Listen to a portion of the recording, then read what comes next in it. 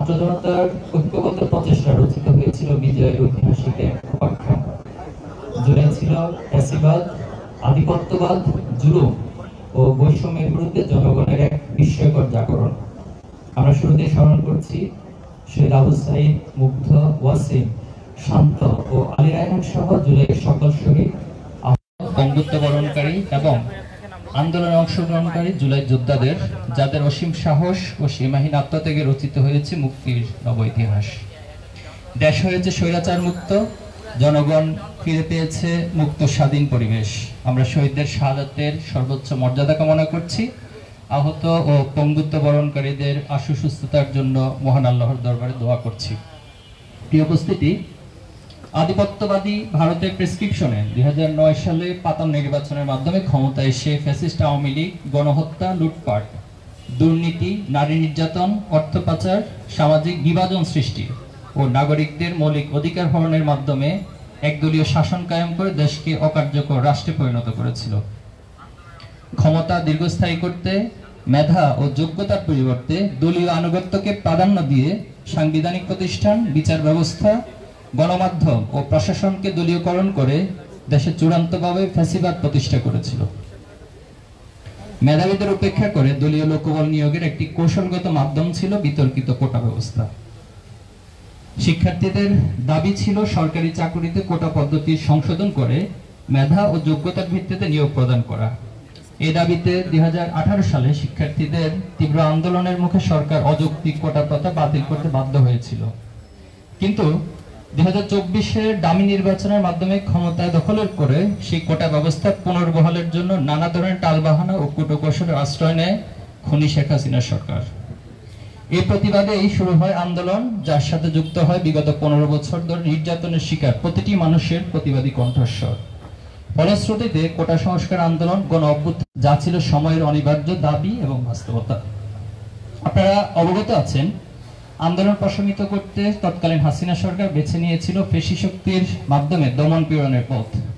দলীয় ক্যাডার ও রাষ্ট্রীয় সকল বাহিনীকে লেলিয়ে দিয়ে হাজার হাজার তরুণ, যুবক, বৃদ্ধ নারী ও শিশুকে নির্বিচারে হত্যা করেছিল। বাসার ছাদে খেলায় মগ্ন শিশুদেরকে হেলিকপ্টার থেকে গুলি করে হত্যা করা হয়। দেশের রাজপথ, জনপদ ও ক্যাম্পাস রঞ্জিত হয় ছাত্র জনতার রক্তে।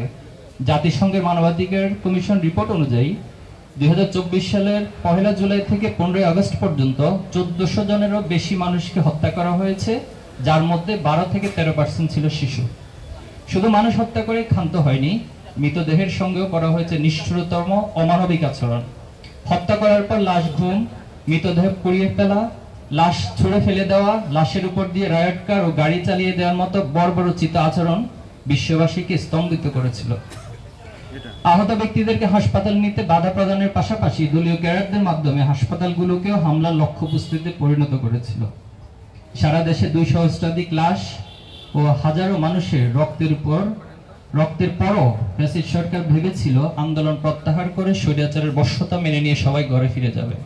কিন্তু বাংলাদেশে ছাত্র জনতা প্রমাণ করেছিল গুলি করে, হত্যা করে বিপ্লবীদের দমন করা যায় না। জুলাই আন্দোলন কোনো একক দলের বা গোষ্ঠীর ছিল না, এটি ছিল ঐক্যবদ্ধ বাংলাদেশের প্রতিচ্ছবি। নির্বিশেষে প্রতিটি মানুষের এক কণ্ঠে আওয়াজ উঠেছিল দফা এক, দাবি এক, খুনি হাসিনার পদত্যাগ। সম্মানিত সাংবাদিক বৃন্দ, জুলাই অভ্যুত্থানের আন্দোলনের স্পিরিট ছিল জালেমের বিরুদ্ধে মাজলুমের ঐক্যবদ্ধ প্রতিরোধ। জুলাইয়ের আকাঙ্ক্ষা হচ্ছে হত্যাকারীদের বিচার, শহীদ পরিবার, আহতদের পুনর্বাসন, গঠনমূলক রাজনৈতিক সংস্কৃতির প্রবর্তন, ক্যাম্পাস সমূহে ছাত্র সংসদ ভিত্তিক ছাত্র রাজনীতি, রাষ্ট্রীয় কাঠামো সংস্কার ও বৈষম্যহীন এক নতুন বাংলাদেশ গঠন, যেখানে নিশ্চিত হবে নাগরিকদের ন্যায্য অধিকার, নির্মূল হবে জুলুমতন্ত্র আর প্রতিষ্ঠিত হবে ন্যায় ও ইনসাফের বাংলাদেশ। আমরা গভীর উদ্বেগের সাথে লক্ষ্য করছি যে 5 আগস্ট অভ্যুত্থান পরবর্তী বাংলাদেশ পুনর্গঠনের সন্ধিক্ষণে কিছু ব্যক্তি, দল, গোষ্ঠী জুলাইয়ের স্পিরিটকে ক্ষতিগ্রস্ত করার চেষ্টা করছে। যেখানে ছোটখাটো বিভেদকে পাশ কাটিয়ে জাতীয় ঐক্য অটুট রাখাই হচ্ছে প্রধান দায়িত্ব, সেখানে বিতর্কিত কর্মকাণ্ড, অপপ্রচার, দায় চাপানো, অহেতুক ও এখতিয়ার বহির্ভূত বক্তব্যের মাধ্যমে বিভাজন তৈরি করছে। সম্মানিত উপস্থিতি, জুলাই অভ্যুত্থানের আকাঙ্ক্ষা ছিল বিদ্যমান রাজনৈতিক সংস্কৃতি পরিবর্তনের পাশাপাশি সরকারের বিভিন্ন গুরুত্বপূর্ণ প্রতিষ্ঠানের সংস্কার।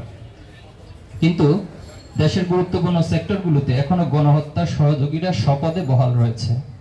সচিবালয় সহ রাষ্ট্রের গুরুত্বপূর্ণ দপ্তরগুলোতেও গণহত্যাকারী খুনি হাসিনা দোসরদের উস্কানিতে অনাকাঙ্ক্ষিত বিভিন্ন আন্দোলন তৈরি করা হচ্ছে। বিচার কাজে দীর্ঘসূত্রিতা, মামলা বাণিজ্যের মাধ্যমে আসামিদের জামিনে মুক্তি দেওয়া এবং কোনো কোনো ক্ষেত্রে আওয়ামী খুনিদের পুনর্বাসনের প্রক্রিয়াও চলছে। শুধু তাই নয়, আপাত দৃষ্টিতে অনেকের মনে এই প্রশ্ন জাগছে, বাংলাদেশ কি আবার উদ্দেশ্যহীন কোনো গন্তব্যের দিকে ধাবিত হচ্ছে? চাঁদাবাজি, দখলদারি, ছিনতাই, ধর্ষণ, অন্তকন্দল, হত্যা, শিক্ষার্থী নির্যাতন, শিক্ষা প্রতিষ্ঠানে অস্থিতিশীল পরিবেশ তৈরি ইত্যাদি পুরনো কায়দা আবারও শুরু হয়েছে ফ্যাসিবাদী কার্যক্রম। অন্যদিকে গণ অভ্যুত্থানের মাধ্যমে গঠিত সরকার এসব অপকর্ম থামাতে অনেকাংশেই উদাসীনতার পরিচয় দিচ্ছে। জুলাই সহ বিগত 16 বছরে আওয়ামী সন্ত্রাসের শিকার শহীদ পরিবার, আহত ও পঙ্গুত্ববরণকারীদের বিষয়ে আশানুরূপ রাষ্ট্রীয় উদ্যোগ চোখে পড়ছে না। বিগত আওয়ামী রেজিমের সময় ছাত্র শিবিরে গুম হওয়া 7 জন ভাইকে ফিরে পেতে রাষ্ট্রপক্ষ থেকে কোনো সহযোগিতা পাওয়া যাচ্ছে না। সম্মানিত সাংবাদিকবৃন্দ, জুলাইয়ের 1 বছর পূর্ণ হতে যাচ্ছে, অথচ জুলাই সনদ ঘোষণা করতে পারেনি সরকার। এটাকে আমরা সরকারের ব্যর্থতার অংশ মনে করছি। আমরা মনে করি সকল অপতৎপরতার ঊর্ধ্বে জুলাই অভ্যুত্থানকে বিজয় ও বিপ্লবে রূপান্তর করতে প্রয়োজন জুলাই ঘোষণাপত্র, যেখানে জুলাই আন্দোলনের শহীদ, আহত, পঙ্গুত্ববরণকারী ও অংশগ্রহণকারী সকল পক্ষে স্বীকৃতি প্রদান করতে হবে। ফ্যাসিবাদী আমলে সংগঠিত পল্টন ট্রাজেডি, পিলখানা হত্যাকাণ্ড, শাপলা গণহত্যা, গুম, অবৈধ নির্বাচন সহ সকল অপরাধমূলক কর্মকাণ্ড তুলে ধরতে হবে। দেশের সঠিক ইতিহাস ও সংস্কৃতিকে ধারণ করে নতুন বাংলাদেশ গড়ার অঙ্গীকার ব্যক্ত করতে হবে। সম্মানিত সাংবাদিকবৃন্দ, শহীদদের নিয়ে যখন বিভিন্ন মহল দলীয়করণ, ক্রেডিটের রাজনীতি করার চেষ্টা করছে, ঠিক তখনই জুলাই স্পিরিটকে ধরে রাখতে ছাত্র শিবির সর্বাত্মক প্রচেষ্টা চালিয়ে যাচ্ছে। 5ই আগস্ট পরবর্তী সময় থেকে আজ অবধি ছাত্র শিবির ধারাবাহিকভাবে জুলাই অভ্যুত্থানকে কেন্দ্র করে নানাবিধ অর্থবহ কর্মসূচি পালন করে আসছে। গায়েবানা জানাজা, কবর জিয়ারত, শহীদ পরিবারের খোঁজ খবর, সহযোগিতা, ঈদ ও বিভিন্ন দিবস উপলক্ষে শহীদ পরিবারের সাথে সৌজন্য সাক্ষাৎ, শহীদ পরিবারের সাক্ষাৎ, প্রেমে বন্দী 36শে জুলাই শীর্ষক আলোকচিত্র প্রদর্শনী, গণহত্যার বিচারের দাবিতে সপ্তাহব্যাপী আন্দোলন, জুলাই স্মৃতি লিখন প্রতিযোগিতা সহ ছাত্র শিবির ধারাবাহিকভাবে কর্মসূচি পালন করে যাচ্ছে।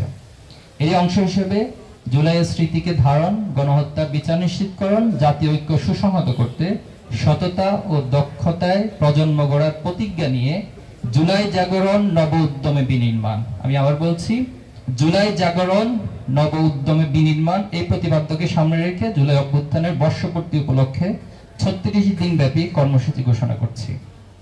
1.